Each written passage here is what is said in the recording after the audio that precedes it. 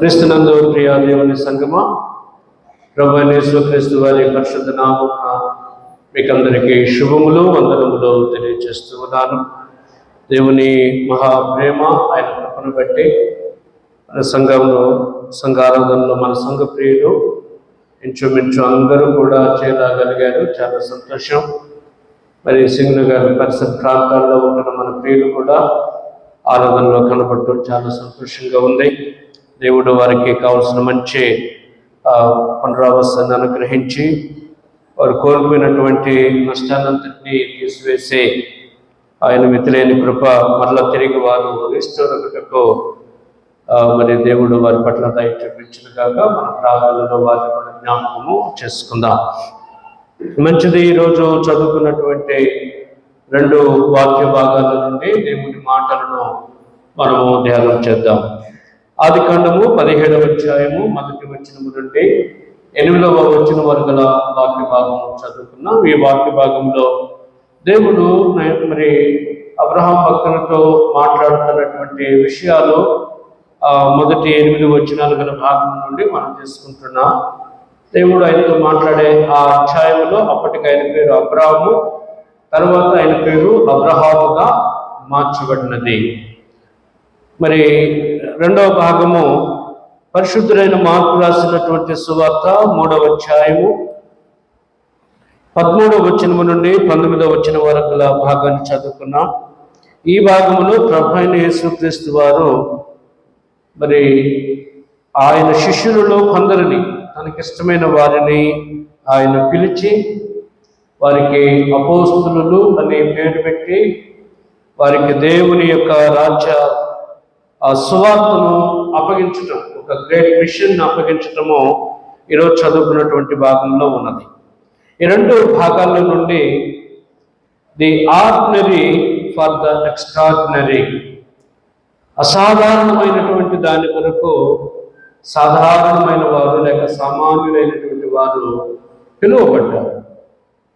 వారు పిలువబట్టం చూడగా వారు సామాన్యులే, కానీ వారిని ఉద్దేశించి వారి పట్ల కొన్ని లక్ష్యాలను కలిగి వారికి ఒక పరిచయను అప్పగించారు అంటే అది చాలా అసాధారణమైనటువంటిది. కాబట్టి ఈరోజు ధ్యానము యేసు ప్రభు వారు సాధారణ వ్యక్తులను అసాధారణ లక్ష్యాల కొరకై పిలుస్తూ ఉన్నాడు అనేటువంటిది మనము ధ్యానం చేద్దాం. Jesus calls ordinary people to be part of his extraordinary machine.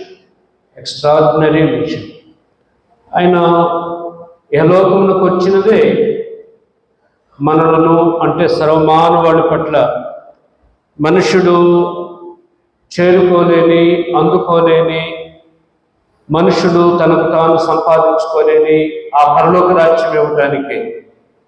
ఈ లోకంలో మనుషుడు తన శక్తితో, సామర్థ్యతతో, జ్ఞానంతో ఎన్నో సంపాదించుకోవచ్చు, కానీ పరలోక రాజ్యాన్ని సంపాదించుకోవటం మనుషునికి సాధ్యం కాదు, సాధ్యం కావట్లేదు కూడా. కానీ పరలోక రాజ్యము ఇహలోకము కంటే కూడా చాలా శ్రేష్టమైనటువంటిది. కాబట్టి ఆ గొప్ప స్థితిని ఇవ్వటానికి ఆయన తన శిష్యులలో కొందరిని పిలిచి వారిని ఏర్పాటు చేసుకున్నటువంటి విధానము ఈ భాగంలో కనబడుతున్నది. ఈ భాగం నుండి మనము ధ్యానం చేద్దాం. క్రీస్తునందు ప్రియులారా, దేవుని రాజ్యం, region of God or kingdom of God, దేవుని రాజ్యము శాశ్వతమైనటువంటి రాజ్యం, శాశ్వతమైనది.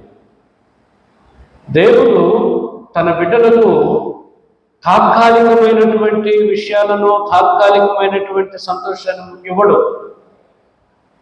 ఆయన ఇవ్వదలుచుకున్నది ఏమిచ్చినా కూడా మేలైనటువంటిది, సంతోషింపదగినటువంటిది, శాశ్వతంగా ఉండేటువంటి స్థితిని దేవుడు తన బిడ్డలకు దయచేయడానికి ఇష్టపడతాడు.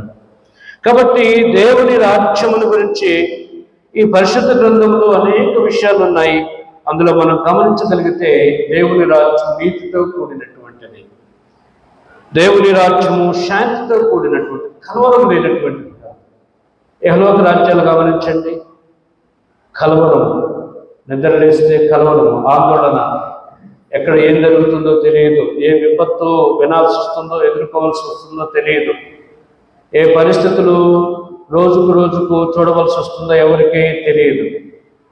ఇహలోక పరిస్థితులన్నీ కూడా కలవరమే. కానీ ఈ పరిస్థితుల్లో మనం ఉంటూ ఉన్నాం. కానీ దేవుని రాజ్యము శాశ్వతమైనది, నీతితో కూడినది, శాంతితో కూడినది, సమాధానకరమైనటువంటిది, సంపూర్ణ సంతోషమును అనుగ్రహించేటువంటిది దేవుని రాజ్యం. ఇటువంటి రాజ్యము కొరకు యేసు ప్రభువారు శిష్యులను ఎన్నుకుంటూ ఉన్నాడు. వారికి అపోస్తులు అని పేరు పెడుతూ ఉన్నాడు. అపోస్తల్ అనేటువంటి పేరుకు అర్థము మిషనరీ. మిషనరీ అంటే రాయబారి అని అర్థం. చాలామంది ఈ రోజుల్లో ఈ పదాలు చాలా వాడుకైపోయాయి. క్రైస్తవ పరిభాషల్లో అపోస్తలుడు అనే పదం వాడుకైపోయింది, తర్వాత అభిషక్తుడు అనే పదం వాడుకైపోయింది, ప్రవక్త అనే పదం వాడుకైపోయింది. నేను ఈ మధ్య ఒక పాస్టర్ గారు మెసేజ్ చూసి అందులో పోప్ అని వాడుకున్నాడు. చాలా సంతోషం, నాకు సంతోషం వేసింది. మా అక్క పేరు ఎందుకు వదలాలి, మరి ఒక పేరు ఎందుకు మినహాయింపు ఇవ్వాలి? పోప్ అని వాడుకున్నాడు. అంటే క్రైస్తవ సమాజంలో ఇన్ని పేర్లు మరెక్కడ కనబడదు. ఎక్కడ కనబడినది మరెక్కడ కనబడదు. కానీ వాస్తవానికి యేసుక్రీస్తు ప్రభువారు కొంతమందిని ఎన్నుకున్నాడు, లేకపోతే ఏర్పాటు చేసుకున్నాడు.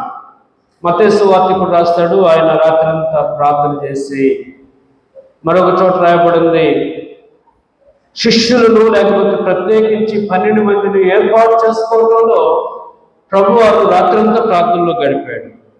అంత ప్రాముఖ్యమైనటువంటి పరిచర్య. కాబట్టి వారికి మిషనరీస్ అనేటువంటి అర్థం ఇచ్చేటువంటి అపోస్తులు అనే పేరు పెట్టాడు. అంటే అపోస్తులు అంటే అంబాసిడర్, రాయబారి.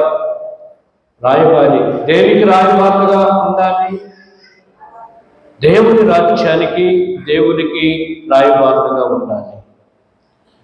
కాబట్టి కొందరిని ఆయన ఏర్పాటు చేసుకుని వారికి అపోస్తులు అని పేరు పెట్టారు. సువార్తలలో శిష్యులు యేసు ప్రభు వారితో నేర్చుకుని సేవ చేసిన వారు.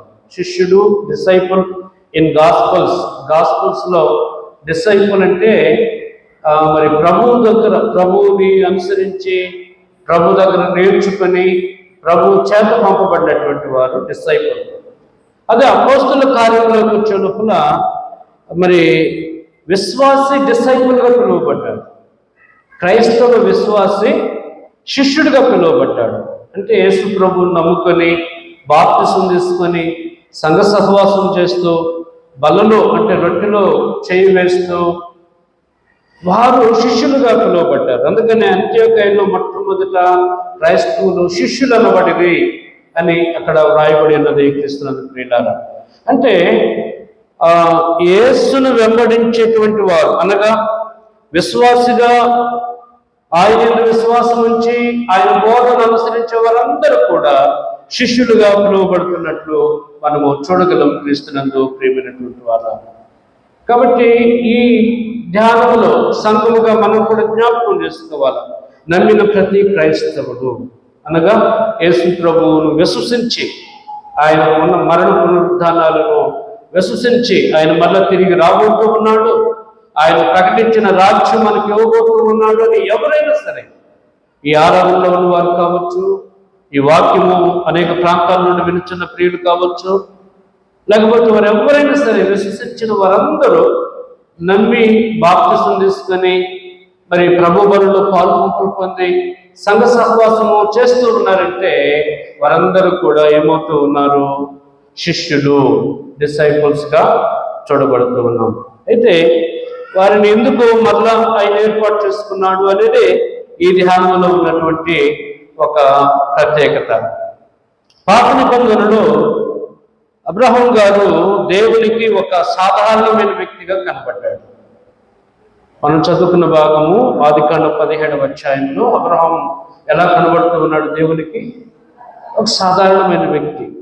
దేవుడు పిలిచినప్పుడు విన్నాడు, దేవుడు చెప్పినప్పుడు ఆ ప్రకారంగా నడుచుకున్నాడు, దేవునికి భక్తి చేస్తూ ఉన్నాడు.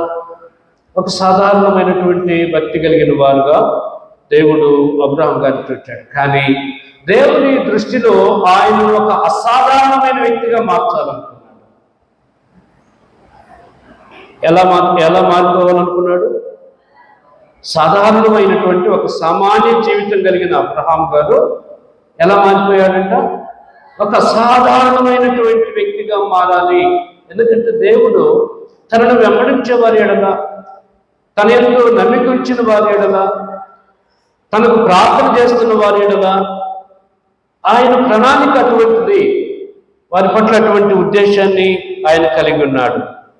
కాబట్టి అబ్రహాం గారి యొక్క అసాధారణమైన స్థితిని చూస్తే, నేను ఆ భాగము చదవట్లేదు కానీ దయచేసి వినండి. దేవుడు అంటాడు, నేను సర్వశక్తి కలిగిన దేవుడను. అందుకనే నా భయమంతా ఏంటో చెప్పన, ఆదివారం ఆరాధనకి గుడి తలుపులు తీసుకుని లోపలికి వస్తున్నామంటే మనం ఎవరి పాదాల దగ్గరకు వస్తున్నామో తెలుసా? ఎవరి పాదాల దగ్గరకు వస్తున్నాం? సర్వశక్తి కలిగిన దేవుడు ఆయన. దేవుడే, ఆల్మైటీ పవర్. ఆయనకు అన్ని పవర్స్ కూడా ఆయన కిందే ఉన్నాయి. ఏ పవర్ ఆయన మించినటువంటిది లేదు. అందుకని అబ్రహాం గారి జీవితంలో దాన్ని రుజువు చేశాడు. 100 సంవత్సరాల అబ్రహాం గారికి, 90 సంవత్సరాల శారా గారికి ఒక కుమారుడు పుట్టాడంటే కథ కాదండి అది. ఏ శక్తి వారికి బిడ్డలను ఇవ్వలేకపోయినది అని చూపించాడు. అందుకని శారా అంటుంది, ఏమంటుందో తెలుసా? నేను ఉడిగిపోయిన దానిని, గర్భము ఉడిగిపోయిన దానిని, జీవము లేదు, శక్తి లేదు, ప్రాణం ఉంది శరీరంలో, కానీ శరీరంలో ఉండవలసినటువంటి ఆ శక్తి, జీవము లేదు. ఇక నాకు బిడ్డలు పుట్టడం ఏంటి అన్నారు. అది కానీ నీకు అసాధ్యమే. ఎవరికి సాధ్యం? దేవునికి సాధ్యం. దేవునికి సాధ్యం. కాబట్టి ఆ 17వ అధ్యాయం మొదటి వచ్చిన దగ్గరకు వచ్చేటప్పుడు అంటాడు, ఫస్ట్ చాప్టర్ చేస్తున్నాడు దేవుడు, నేను సర్వశక్తి కలిగిన దేవుడును, నా సన్నిధిలో నడుచుచు ఎలా ఉండాలని చెప్తూ ఉన్నాడు? నిందారహితుడివై. మరి మనం ఆరాధనకు వచ్చినప్పుడు ఇక్కడ కబుర్లు ఆడుకుందామంటారా? అవసరం ఉండొచ్చు. అయితే చిన్నగా నెమ్మదిగా ఎవరికి ఇబ్బంది కలగకుండా బయటకు వెళ్ళిపోదాం, అవసరతల గురించి మాట్లాడుకుందాం, తర్వాత మళ్ళీ ఆరాధనలో పడుకుందాం. నాకు ఈరోజు చాలా బాధేస్తుంది.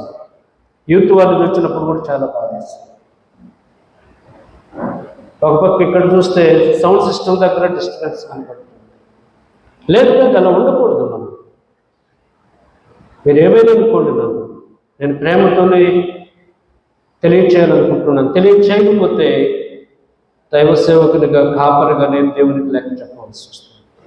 ఏమున్నా బయట మాట్లాడేసుకోండి. లోపలికి మనం వస్తూ ఉన్నామంటే ఎవరి పాదాల దగ్గరకు వస్తున్నామో తెలుసా? సర్వశక్తి కలిగిన దేవుని పాదాల దగ్గరకు వస్తున్నాం. ఆయన జీవము గల దేవుడు. నీ కంటికి కనబడకపోవచ్చు, ఆత్మస్వరూపుడుగా ఉన్నాడు ఆయన. అందుకని ఈ అసాధారణమైన స్థితిలోనికి తీసుకొచ్చే ముందు మొదటిగానే చెప్తూ ఉన్నాడు దేవుడు అబ్రహాం గారితో. ఏమంటూ ఉన్నాడంటే, ఆ మాటను చదువుతున్నాను, గమనించండి. క్రీస్తునందు ప్రియ దేవుని సంగమా, 17వ అధ్యాయం ఆదికాండం 1వ వచనం. అబ్రహాము 99 ఏళ్ల వారైనప్పుడు యెహోవా అతనికి ప్రత్యక్షమై, నేను సర్వశక్తి గల దేవుడును, నా సన్నిధిలో నడుచుచు నిందారహితుడు అయ్యుండుము, నాకును నీకును మధ్య నా నిబంధనను నియమించి నిన్ను అత్యధికముగా అభివృద్ధి పొందించదనని అతనితో చెప్పి, ప్రతి బ్లెస్సింగ్ వెనకాల, ప్రతి ఆశీర్వాదం వెనకాల ఖచ్చితంగా దేవుడు చెప్పిన నియమం ఉంటుంది. ఆ నియమము లేకుండా ఆశీర్వాదాలు సంపాదించుకోండి. దేవుడు అంటున్నాడు, నిన్ను అత్యధికంగా అభివృద్ధి పొందిస్తాను. ఎప్పుడయ్యా 99 వచ్చినాకనా ఇక చేయగలిగేది ఏముంది అంటే, నువ్వు భయపడొద్దు. నిన్ను అసాధారణమైనటువంటి పరిస్థితికి, అసాధారణమైన వ్యక్తిగా ఈ లోకంలో నేను తీసుకొస్తాను. క్రీస్తునందు ప్రియ దేవుని సంగమా, కాబట్టి దేవుని యొక్క బిడ్డలుగా మనము ఎందుకు ఆలయంలోకి వస్తూ ఉన్నామంటే, ఆయనతో సహవాసం చేస్తూ, ఆయన మాటలు వింటూ, ఆయనకు మనం ప్రార్థన చేసి, ఆయన నుండి దీవెన తీసుకోవాలి మనం. అందుకనే దేనికన్నా వస్తాను. ఆ దీవెనలు మనకు, మన కుటుంబాలకు, మన భవిష్యత్తుకు ఎంతో సంతోషాన్ని ఇస్తాయి. ఇహలోక జీవితంలో ఆశీర్వాదకరంగా ఉంటాము అనేది మనం జ్ఞాపకం చేసుకోవాలి.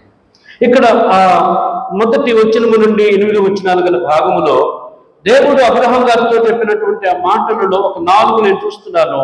ఆ అసాధారణమైన స్థితి ఏంటంటే, మొదటిది జనములకు తండ్రిగా నేను చేస్తానన్నాడు. జనములకు తండ్రిగా. అసలు వాళ్ళ తండ్రి గారు ఏమని పెట్టారు?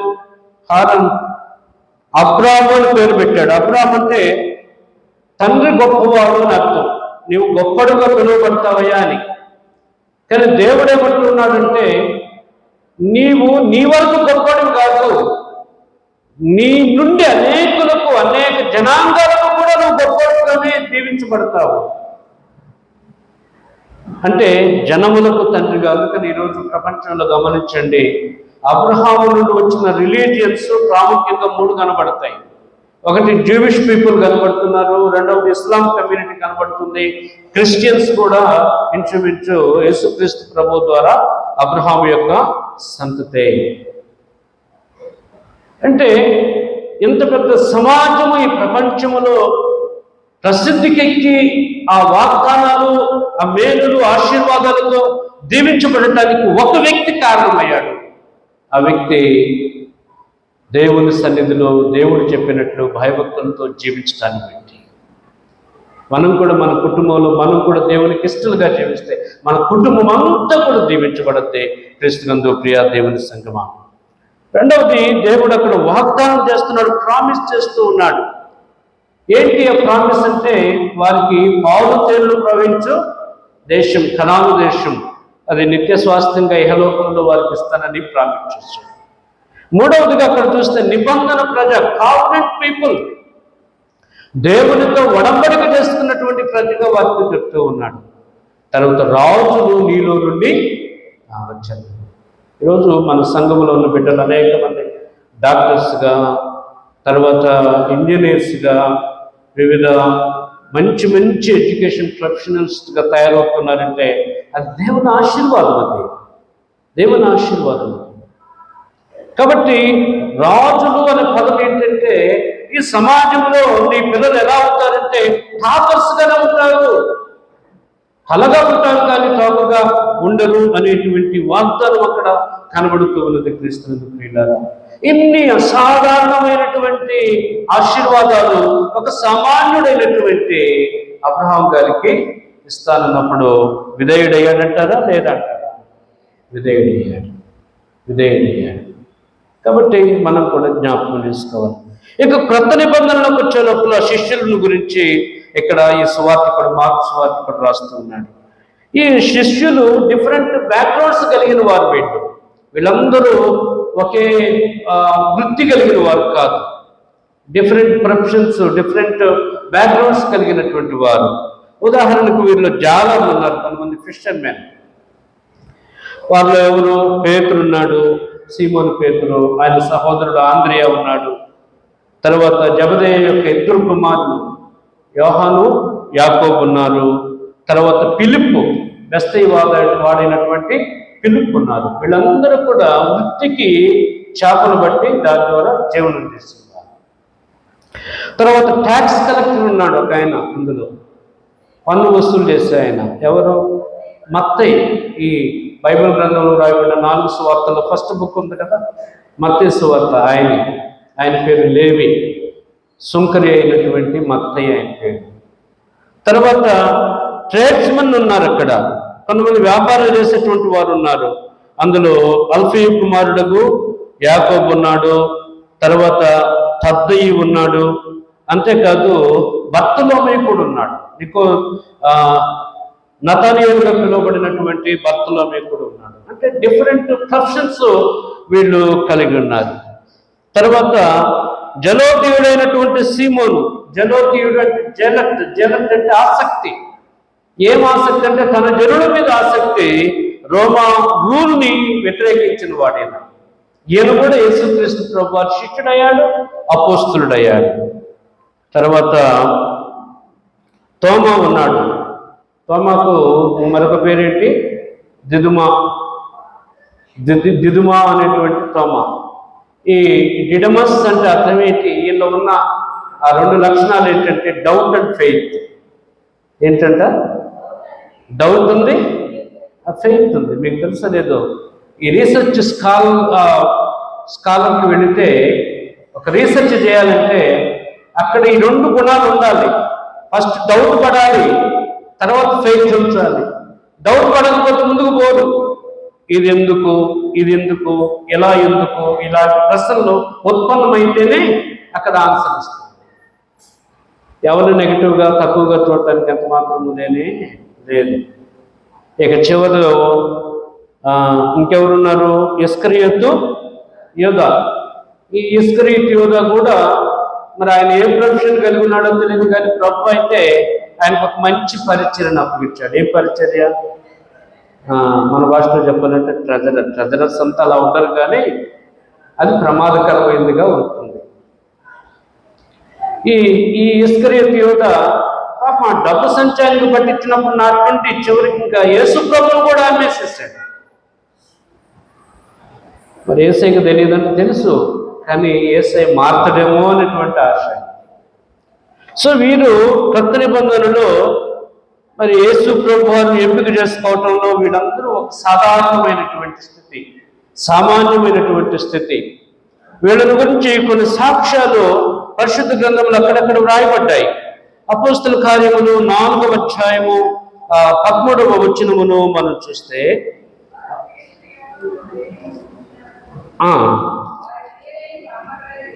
వారు పేతురు యోహాను ధైర్యమును చూచినప్పుడు వారు విద్య లేని పామరుడని గ్రహించి ఆశ్చర్యపడి వారు యేసుతో కూడా ఉండిన వారిని, పేతురు యోహానులను చూస్తే వాళ్ళు ఆనాటి సమాజం ఏమంటుందంట? అన్ఎడ్యుకేటెడ్, వీరు విద్య లేనటువంటి పామరులు, పుట్టినట్లో సామాన్యులు సింపుల్ అన్నమాట. అంటే వీళ్ళు నాలెడ్జ్ ఎక్వైరీ కొరకు ప్రయత్నం చేసిన వాళ్ళు కాదు. వీళ్ళు సాధారణమైనటువంటి జీవితం. కానీ వీటిలో వారికి ఏం కనబడిందంటే బోల్డ్నెస్ కనబడిందంట. దేవుడి రాజ్యం కొరకు మాట్లాడుతున్నారు, చూచారా? ఎంత మాత్రం వెనక్కి తగ్గకుండా దేవుడి రాజ్యం గురించి మాట్లాడుతున్నారు. దేవుడి రాజ్యమును ఇవ్వడానికి వచ్చిన యేసు ప్రభు వారి యొక్క మరణ పునరుత్థానం గురించి మాట్లాడుతూ ఉన్నారు. అప్పుడు వాళ్ళు అనుకున్నారంటే చదువులేదు వీళ్ళకి, విద్య లేని పామరులు వీరికి ఇంత ధైర్యం ఎక్కడదంటే అక్కడ రాస్తున్నారు, వారు యేసుతో కూడా ఉండిన వారు. వీళ్ళు ఇంకా ఎవరికైనా భయమో పిరికితనం ఉందా? ఇంకా ఆందోళన ఉందా? నా వల్ల కాదు, నేను చేయలేను, నేను చదవలేనటువంటి ఆలోచనలు ఎవరికైనా ఉన్నాయా? లేకపోతే ఈ సంసారాన్ని నేను ఏదలేను, నా వల్ల కాదు ఈ కుటుంబము అనేటువంటి తలంపులు కుటుంబీకుల్లో ఎవరికైనా అనిపిస్తూ ఉన్నాయా? అయ్యో ఈ బిడ్డల విషయంలో పెళ్లిళ్ళు చేయటం మా వల్ల కాదనిపిస్తుందా? అయితే ఇక్కడ ఒక సీక్రెట్ రాయిస్తున్నారు, వారు యేసుతో కూడా ఉండినవారు. యేసుతో కూడా ఉండినవారు అంటే యేసుతో కూడా ఉండేటువంటి వారి జీవితాలు సాధారణ స్థితిలో నుండి ఏమైపోతాయంట? అసాధారణ స్థితిలోనికి వచ్చేస్తాయి. సామాన్య స్థితిలో నుండి సంతోషిస్తూ దేవుడిని ఘనపరిచే స్థితిలోనికి వచ్చేస్తారు.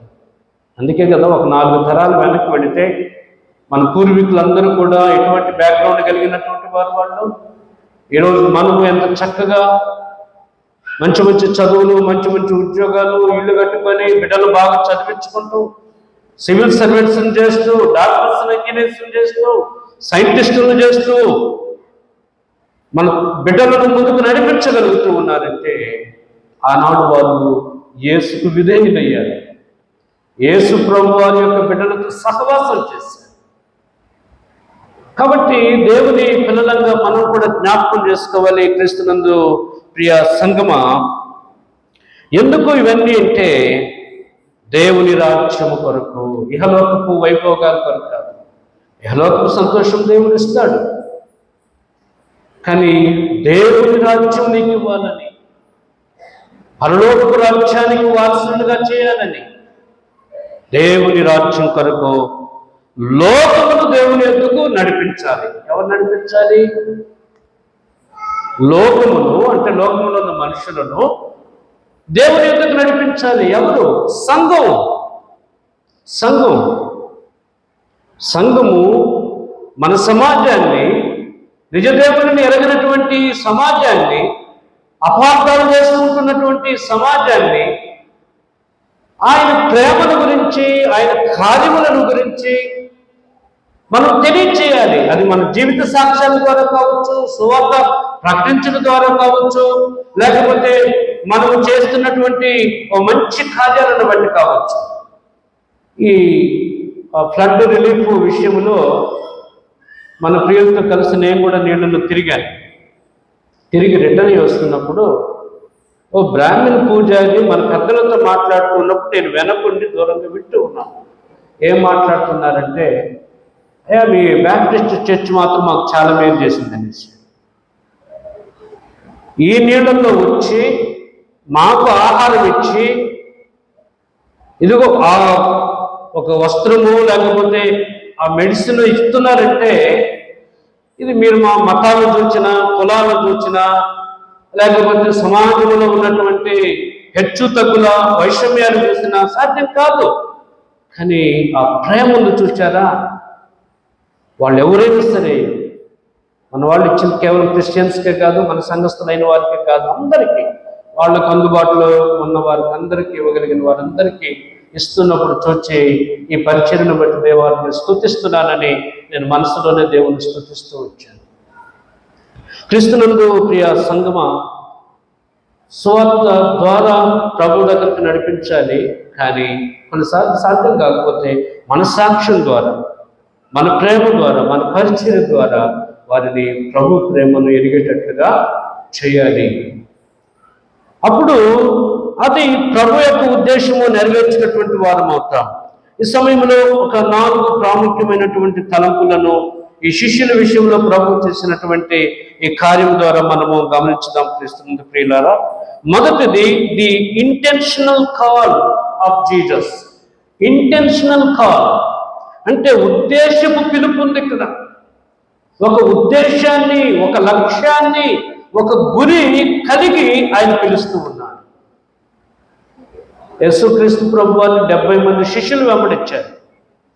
70 మంది వెంబడించారు. యోహాను సువార్తకుడు రాస్తాడు, నా శరీరము నిజమైన ఆహారము, నా రక్తం నిజమైన పానం అంటే వెంబడించిన వారందరూ వెనక్కి వెళ్ళిపోయారు. ఆయన మళ్ళా అనుసరించటంలో కనబడలేదంట. కాబట్టి ఆయన కొందరిని ఇంటెన్షనల్గా పిలిచాడు, ఉద్దేశిస్తూ పిలుస్తూ ఉన్నాడు. ఒక ఉద్దేశం ఆయనకున్నది. ఆ పిలుపులో వాళ్ళని పిలుస్తూ ఉన్నాడంటే ఒక ఉద్దేశం ఉన్నది. సంఘానికి యేసుక్రీస్తు ప్రభువు ఒక ఉద్దేశముతో మనల్ని అందరినీ పిలుస్తూ ఉన్నాడు. ఏంటి ఆ ఉద్దేశము, ఆ గురి, ఆ లక్ష్యము, ఆ గమ్యం? చాలాసార్లు గమ్యము ఎరగకుండానే మనం ప్రయాణిస్తాం. అసలు ఏంటి మన గమ్యం? ఏంటి మన గురి? ఏంటి అంతిమంగా మన గురి? ఏంటి మన గమ్యం? ఏంటి? పౌలు భక్తుడు అంటాడు, నేను మంచి పోరాటం పోరాడాను, మంచిదే, నా విశ్వాసం కాపాడుకున్నాను, ఇంకా మంచిదే. అయితే ఏమంటాడు తెలుసా? నా పరుగు కడముట్టించితిని, తుదముట్టించితిని. ఎక్కడికి? ఒక గోల్ ఉంది మానవ జీవితానికి దేవుడు పెట్టిన ఉద్దేశం. ఎన్ని సంవత్సరాలైనా బ్రతుకుని, ఎన్ని సంవత్సరాలైనా జీవించడానికి ఆయన పొడుపు చూపి అవకాశం ఇవ్వనివ్వండి. కానీ అంతిమంగా ఒక గురి ఉంది. ఆ గురి లేని జీవితము మనము నిర్లక్ష్యంగా తలంచకూడదు. మన జీవితంలో ఆ గురిని మనం కలిగి జీవించాలి. కాబట్టి ఆ గురి నిమిత్తం ఏంటి? ఆ గురి అంటే ఆయనతో ఉండాలి ఒక దినాన. అది శాశ్వతమైనటువంటిది. ఆయన శాశ్వతుడు, ఆ రాజ్యము శాశ్వతమైనటువంటిది. ఆ ఉద్దేశాన్ని కలిగి ప్రభువారు ఇంటెన్షనల్ కాల్ ఇక్కడ చూపిస్తూ ఉన్నాడు. యేసు ప్రభువారు తనకు కావలసిన వారిని పిలిచాడు. ఇది ఉద్దేశంతో కూడినటువంటి పిలుపు. సంఘములోని ప్రతి సభ్యుడు, ప్రతి విశ్వాసి, ప్రతి దేవుని బిడ్డ యేసు చేత ఉద్దేశపూర్వకంగా పిలువబడుతూ ఉన్నారు. సంఘములో మనం ఉంటున్నాము అంటే మన ఉనికి, మన పాత్ర ఉందంటే ఏదో రొటీన్గా యాదృచ్ఛికంగా ఉండేది కాదు. ఇది ఆయన ఉద్దేశం. ఇది ఆయన ఉద్దేశం. మనల్ని ప్రేమించి ఆయన సంఘ సహవాసాన్ని మనకి ఇచ్చాడంటే ఒక ఉద్దేశం ఉంది. ఆయన ప్రాణం పెట్టాడు, స్వర్గదూత మనలను సంపాదించాడు. సంఘంలో మనలందరినీ ఆయన శరీరములోని అవయవాలుగా చేశాడు. కొరింథీ క్రైస్తవ సంఘానికి పౌలు భక్తుడు అంటాడు, క్రీస్తు శరీరములో మీరేమై ఉన్నారో తెలుసా? అవయవాలు, body, parts of the body. శరీరంలోనికి, మన శరీరానికి తల, చేతులు, కాళ్ళు ఎలా ఉంటున్నాయో, ముఖంలో కళ్ళు, చెవులు, నోరు, ముక్కు ఎలా ఉంటుందో మనం కూడా ప్రభు యొక్క శరీరములో అవయవాలమై ఉన్నాము. కాబట్టి దేవుని పిల్లలంగా జ్ఞాపకం చేసుకోవాలి. మనం సంఘ సహవాసం చేస్తున్నా, సంఘ సభ్యులుగా ఉంటున్నా, సంఘంలో పరిచయం చేయగలుగుతూ ఉన్నా, సంఘ బిడ్డలమై ఉంటూ ఉన్నాము అంటే ఆయన మనలను ఉద్దేశించాడు. మనలను తన స్వకీయ సంపాద్యంగా ఆయన శరీరములు పాలి భాగస్తులుగా చేసుకుంటున్నాడు. ఒకవేళ ఇంకా ఆలోచన లేకుండా ఉన్నా వీళ్ళు, ఇంకా సంఘ సహవాసంలో బాప్తిసం తీసుకోకుండా, బలలో చేయవేయకుండా, సభ్యత్వం తీసుకోకుండా ఉంటున్నావేమో. కానీ ఆ ఉద్దేశాన్ని ఎంత మాత్రము నిర్లక్ష్యము చేయదు. బాప్తిసం తీసుకోకుండా, బలలో చేయవేయకుండా సభ్యత్వం ఉన్న వేస్ట్, దానివల్ల ప్రయోజనం లేదు. ఒకవేళ సంఘం నుండి నీకు, నీ కుటుంబానికి ఏమైనా జరగవలసిన కార్యక్రమాలు జరుగుతాయేమేమో, కానీ ఆయన ఉద్దేశం ఏంటంటే నీవు ఒక దినాన్ని గురి ఎద్దుకు రావాలి. ఎలా రావాలి? సంఘము ఎత్తబడుతుంది, సంఘ సహవాసంలో నీవు కూడా ఎత్తబడాలి. ఇది దేవుని ఉద్దేశం. రెండవదిగా మనం గమనిస్తే ఈ called to relationship and service. ఆయన ఎందుకు పిలుస్తూ ఉన్నాడు? 14వ వచనము నేను చదువుతున్నాను, గమనించండి. వారు తనతో కూడా ఉండునట్లు. రిలేషన్షిప్ ఎవరితో? ప్రభువుతో ఒక సంబంధం. అక్కడ అబ్రహాం గారితో కూడా అంటున్నాడు, నాకును నీకును మధ్య ఒక నిబంధన, రిలేషన్షిప్. సంబంధం లేకుండా మనం ఈ లోకంలో జీవిస్తే భద్రత లేదు. ప్రభువుతో, ముఖ్యంగా ప్రభువుతో నీ రిలేషన్షిప్ ఎలా ఉంటూ ఉన్నది? క్రీస్తునందు ప్రియ దేవుని సంగమా. కాబట్టి ప్రభు వారిని పిలవటంలో మరి ఆయన వారితో తనతో కూడా ఉండినట్లు, వారు ఎవరితో ఉండాలంట? ఆయనతో ఉండాలి. తర్వాతనే సేవ. కాబట్టి సేవ, ఆయనతో సహవాసం లేని సేవ ఫెయిల్యూరే. ఆయనతో సహవాసం లేని ఆలోచన, ఆయన ఆలోచన లేనటువంటి ఆ సేవ పని అంత శక్తివంతంగా ఎంత మాత్రం ఉండదు. కానీ ఆయనతో సహవాసం చేస్తూ, ఆయన మాట వింటూ, ఆయన నడుపుకు తీసుకొని, ఆయన ఆలోచన చొప్పున మనం పని చేసినా, సేవ చేసినా, ఏం చేసినా కూడా ఏముంటుందంట?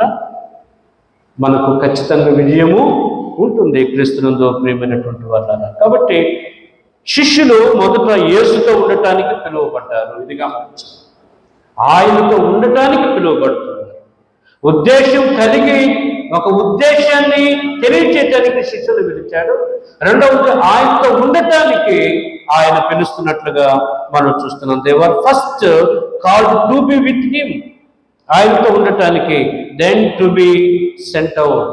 తర్వాత పంపబడ్డారు. తర్వాత మనం దేవుని పిల్లలంగా కార్యాచరణలో పాల్గొనే ముందు మనము ప్రభుతో వ్యక్తిగత సంబంధాన్ని కలిగి జీవించుదాం. పర్సనల్ ప్రేయర్ అలవాటు చేసుకుందాం. కుటుంబ ప్రార్థనలో ప్రభుత్వ సంబంధం, సరైన సంబంధాన్ని కలిగి ఉన్నాం.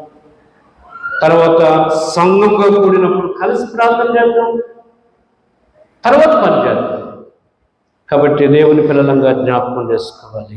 అప్పుడే ఆత్మీయ అభివృద్ధి ఫలప్రదంగా ఉంటుంది. Spiritual growth precedes fruitful service. ఎప్పుడు అంటే ఆయనతో సరైనటువంటి సంబంధము ఉన్నప్పుడే. మూడవదిగా మనం గమనించినప్పుడు ఆయన సేవ కొరకు అధికారం ఇస్తూ ఉన్నాడు. ఈ 14-15 వచనాలు గమనించండి, నేను చదువుతూ ఉన్నాను.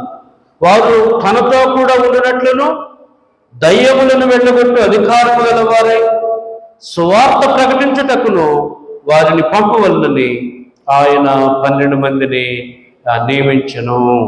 అంటే ఈ కమిషన్డ్ టు సర్వ్. ఆయన ఆ సేవ కొరకు వారికి అధికారం ఇస్తూ ఉన్నాడు. సేవ కొరకు అధికారం ఇస్తున్నాడు. ఈ దినాలలో ఆయన ఇచ్చే అధికారంలో స్వస్థతల కొరకు, దెయ్యాన్ని వెళ్ళగొట్టడం కొరకు ఎదురు చూస్తూ ఉన్నాడు.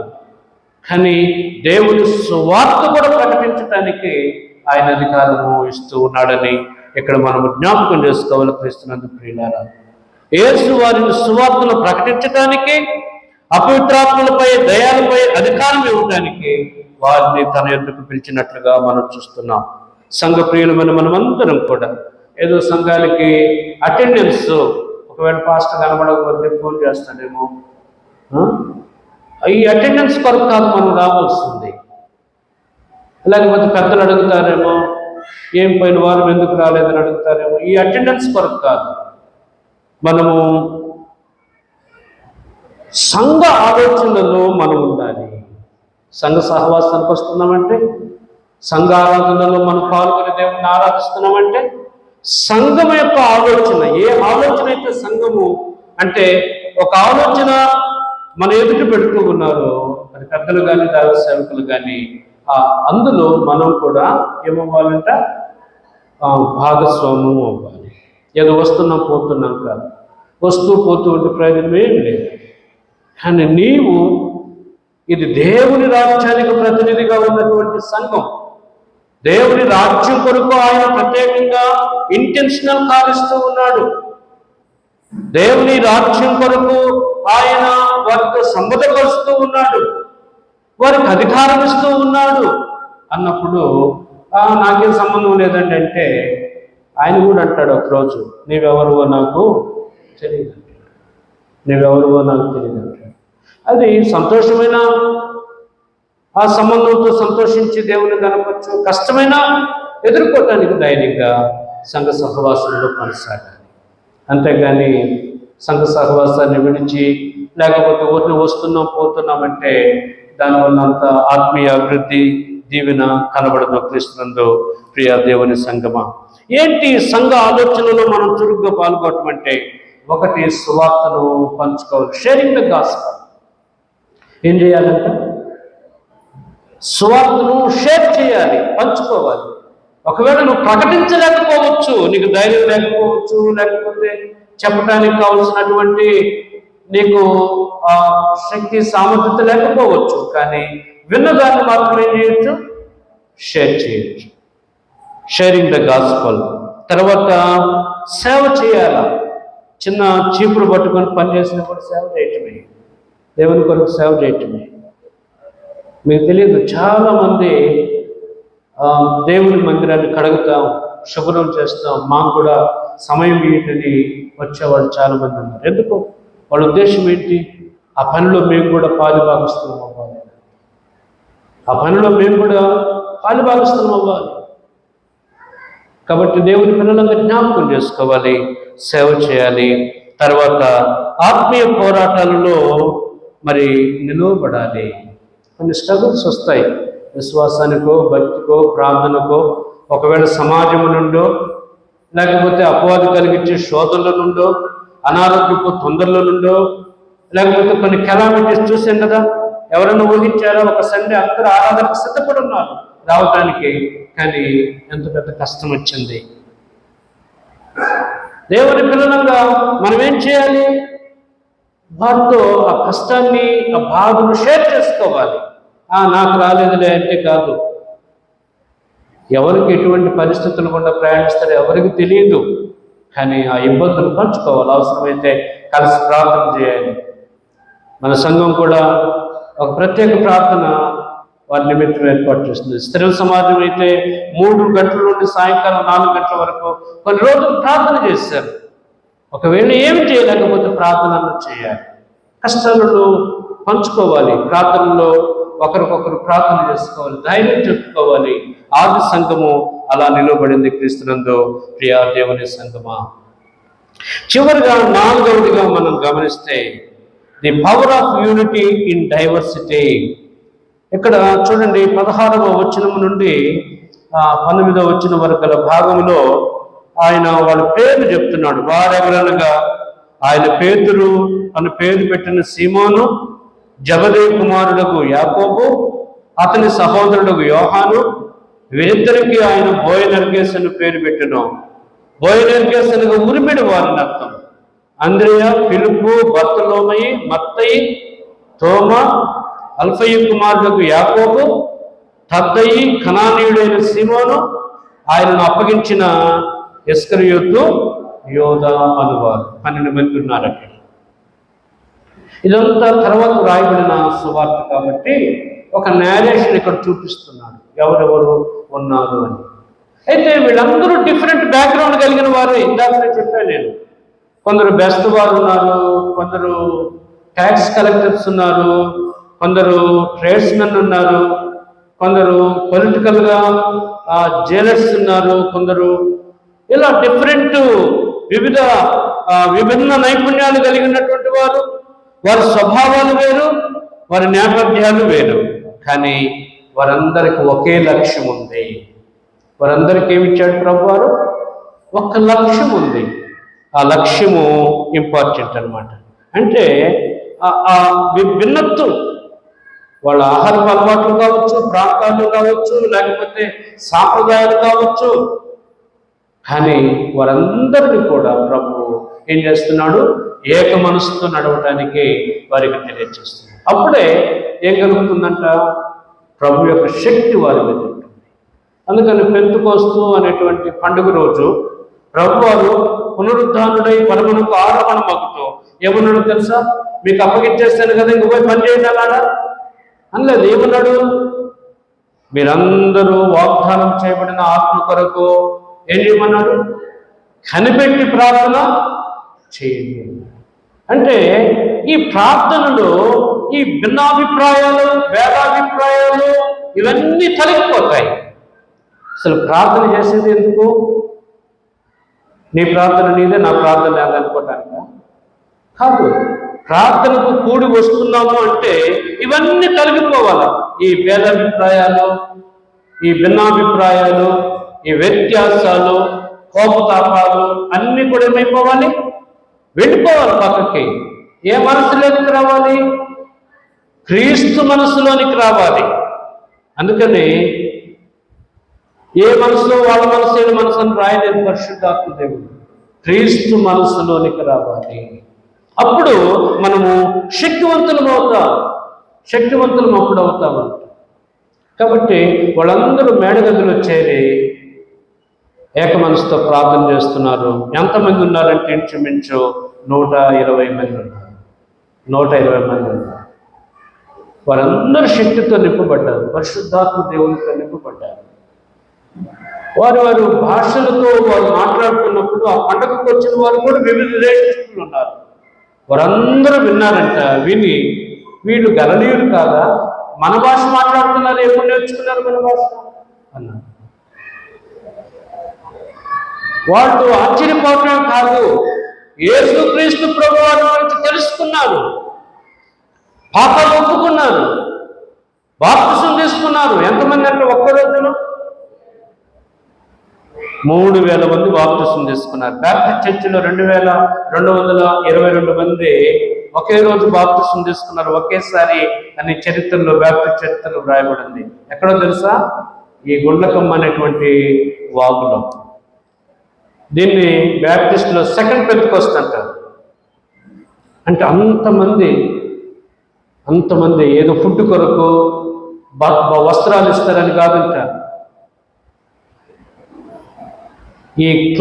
ఈ మిషనరీస్ బ్యాప్టిజం ఏమో మీకు అని అడ్డుకున్నారు. మేము ఇవ్వము, మీకు కరువు కాలంలో ఆకలి కొరకు వస్తున్నారు, ప్రభువు నమ్ముకోవడానికి కాదు, మేము ఇవ్వమంటే వీళ్ళంతా ఏం చేశారో తెలుసా? ఆర్సీఎం ఫాదర్ దగ్గరికి వెళ్ళారు. మీరన్నా ఇవ్వండి అయ్యా, మాకు ఆ యేసు కావాలి, మాకు ఆ రక్షకుడు కావాలి, చచ్చిపోతే మాకు ఈ ఆకలి, కరువు, వ్యాధులు, తెగులు కామనవి. కానీ మాకు పరలోకం కావాలా, యేసు కావాలి అన్నప్పుడు అప్పుడున్నటువంటి మిషనరీ ప్రిన్సిపల్స్ ఉన్నాయి. ఇప్పుడు ఏ ప్రిన్సిపల్స్ లేవు. పక్కన ఒక గుడి ఉంటే దాని పక్కన 2 గుళ్ళు పెడతారు. అప్పుడు అలా కాదు, ఒక ప్రిన్సిపల్ ఉండేది. కోమటి అనేటువంటి ప్రిన్సిపల్ ఉపయోగించారు. ఒక మిషన్ వారు ఇక్కడ పనిచేస్తుంటే ఇంకొకరు వచ్చారు పని చేయరు, వాళ్ళు ఇంకొక చోటుకి వెళ్ళిపోవాల్సిందే. అది ఫలించకపోని విడద బాధ్యత. మాది గొప్ప చెప్పడానికి కూడా లేదు. అప్పుడు ఆయన ఒక ఉత్తరం రాసి పంపించాడంట వాళ్ళతోనే, ఇదిగో వీళ్ళందరూ కూడా యేసు ప్రభు వారిని విశ్వసించారు, నీవు బాప్తిస్మం ఇవ్వడానికి వెనకాడుతున్నావని మాకు తెలియజేశారు, నీవిస్తావా మమ్మల్ని ఇవ్వమంటావా, ట్రిపుల్ అని పంపించారు. అప్పుడు ఆయన వీరి విశ్వాసాన్ని చూచి, రైట్, వీళ్ళు కేవలము ఏదో అవసరతల కొరకు యేసు ప్రభువుని నమ్మట్లేదు, వీరు తెలుసుకున్నారు నిజరక్షకుని గురించి అని వారి విశ్వాసాన్ని పరీక్షించి వారికి ఒక దినాన బాప్తిస్మము ఇవ్వటం జరిగింది. క్రీస్తునందు ప్రియ దేవుని సంఘం అంటే సంఘంలో కూడా అనేక తలాంతులు, బ్యాక్గ్రౌండ్స్, లేకపోతే అనేక స్థితిగతులు కలిగిన వాళ్ళు ఉండొచ్చు. కానీ క్రీస్తు మనస్సు కలిగి ఆ మనసుతో మనము జీవిస్తే ఆ క్రీస్తు మనసు మనలను శక్తివంతులుగా చేస్తుందని మనము జ్ఞాపకం చేసుకోవాలి. క్రీస్తునందు ప్రియ దేవుని సంఘమా, కాబట్టి ఈ ఆరాధనలో దేవుని పిల్లలమైన మనము జ్ఞాపకం చేసుకున్నాం. ఈ శిష్యులనే వాళ్ళు సాధారణమైన వారు, సామాన్యుల వారు, పాములుగా పిలువబడుతున్నారు. కానీ వారు అసాధారణమైనటువంటి వారిగా ప్రభు వారిని మార్చివేశారు. ఎంతగా మార్చివేశారంటే, భూలోకమును తలక్రిందులు చేయవారు మీరు ఎవరు? యేసుక్రీస్తు ప్రభువుని నమ్ముకున్నటువంటి వారు. కాబట్టి దేవుని పిల్లలుగా జ్ఞాపకం చేసుకోవాలి.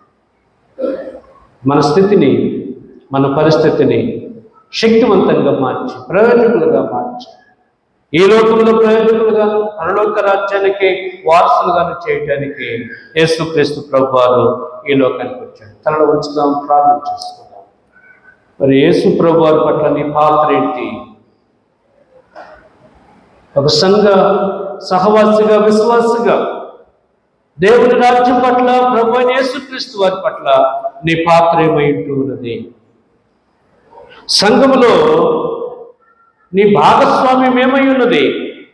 ఏదో రావటం పోవటంగానే ఉన్నదా? లేకపోతే సంఘ ఆలోచనలకు, సంఘ ఉద్దేశాలకు కలిసి మనము పనిచేసే వారంగా ఉంటూ ఉన్నామా? మీ ఆత్మీయ అభివృద్ధి ఎలా పెంపొందించుకుంటూ ఉన్నాం? ఏ విధంగా మన ఆధ్యాత్మిక అభివృద్ధి ఉంటూ ఉన్నది? ఆ రాకడ సమీపంగా ఉన్నది, కానీ ఆధ్యాత్మికంగా వెనకబడిపోతున్నామా? లేకపోతే నిలువెచ్చని స్థితిలో ఉంటూ ఉన్నామా? లేకపోతే ఆధ్యాత్మికంగా మనం ఎప్పటికప్పుడు మనల్ని మనం సరిచేసుకుని ఉద్యోగపరచబడుతూ ఉన్నామా? దేవుని సేవ కొరకు ఎలా మనలను మనం సిద్ధపడుతూ ఉన్నాము? దేవుని రాజ్య విషయంలో మీ పాత్ర ఏమై ఉన్నది? ప్రార్థన చేసుకుందాం, ఆయన కొరకు అప్పగించుకుందాం. ఆనాడు అబ్రహాం భక్తుణ్ణి ఒక సాధారణ స్థితిలో నుండి అసాధారణమైనటువంటి స్థితిగా మార్చాడు. యేసుక్రీస్తు ప్రభు వారు 12 మంది సాధారణ స్థితి కలిగినటువంటి వారు జాలరులుగాను, వివిధ వృత్తులు కలిగిన వారుగా ఉన్నారు. కానీ వారు అసాధారణమైనటువంటి పరిచర్య ఈ లోకంలో చేసి అనేకులను దేవుని రాజ్యంలోనికి, దేవుని రాజ్యానికి వారు నడిపించటకు ప్రయాసపడ్డారు. ఈరోజు సంగమా, నీ పరిస్థితి ఏంటి? దేవా, నా జీవితాన్ని కూడా నువ్వు ప్రేమిస్తున్నావు. నీవు నన్ను ప్రత్యేకంగా ఉద్దేశించి పిలుస్తూ ఉన్నావు. నన్ను శక్తివంతులుగా చేయడానికి, నేను నీతో సరైనటువంటి సంబంధం కలిగి జీవించడానికి నాయుడుగా నీ ఉద్దేశం కలిగి ఉన్నావు. నీ ఆలోచన, నీ ప్రణాళిక నా ద్వారా నెరవేర్చడానికి నీవు నాయుడుగా ఈ తలంపు కలిగి ఉన్నావు. అప్పగించుకుందామా? దేవుడు ఆశీర్వదిస్తాడు. దేవుడు తన బిడ్డలుగా దీవిస్తాడు. పరిశుద్ధుడైన తండ్రిని పాదాలు కొందరు ఆచరిస్తున్నాం. ఈ ఆరాధనలో ఎంతవరకు నా ప్రభువా, ఇదిగో మార్క్స్ వార్తలో నుండి నా ప్రభువా మేము అనేక విషయాలు ధ్యానాలు చేస్తూ ఉన్నాము నాయన. ఈరోజు నా తండ్రి, ప్రభా ఇదిగోనైనా మరి 12 మంది శిష్యులను నీవు ఏర్పాటు చేసుకొని వారు నీతో ఉండుటకును దేవదిగో పరలోక రాజ్య విషయంలో భూమి మీద నా తండ్రి సువార్త ప్రకటించుటకును దయ్యముల మీద అధికారం కలిగి రోగులు స్వస్థపరచుటకును వారికి నీవు అధికారం ఇచ్చి పంపినట్లుగా నాయన ఇదిగో తండ్రి మాతో మాట్లాడుచున్నావు. అవును నాయన, సాధారణమైనటువంటి స్థితిని అసాధారణమైనటువంటి స్థితిగా మార్చగలిగిన సర్వశక్తి కలిగిన దేవుడు నీవు అంటున్నావు. మరి సంఘముగా మేము కూడా ఇదిగో తండ్రి మంచి ఉద్దేశంతో పిలువబడినాం తండ్రి. అలా ప్రతి ఒక్కరూ కూడా నీ పిలుపుకు లోబడి నీ వాక్యానుసారముగా నీతో సహవాసము చేస్తూ నీ బిడ్డలముగా నేను నిన్ను ఘనపరుస్తూ లోకమును నీ ఎద్దుకు నడిపించడానికి నీ నిత్యరాజ్యాన్ని స్వతంత్రించుకోవటానికి సహాయం చేయమని యేసు ప్రభు వారి పరిశుద్ధ నామమున ప్రార్థిస్తున్నాము తండ్రి. ఆమేన్. క్రీస్తునందు ప్రియ దేవుని సంగమా, ఈ సమయము మన అర్పణలను అర్పించే సమయం కాబట్టి